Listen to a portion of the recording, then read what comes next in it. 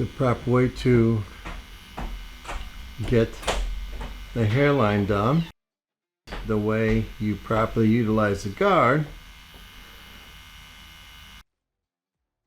This is the proper way to ease into the front of the hairline. Okay, you're going to come in here and you're going to ease back and you're going to make your little impressions.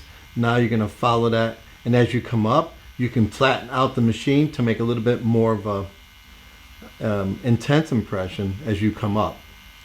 So this is the proper way to do it when you utilize it. Once you get used to using the guard, this will come all start falling into place once you get used to using it, and it becomes like second nature, almost like playing a piano or an instrument. You don't even have to look almost. And the impressions look absolutely like real hair.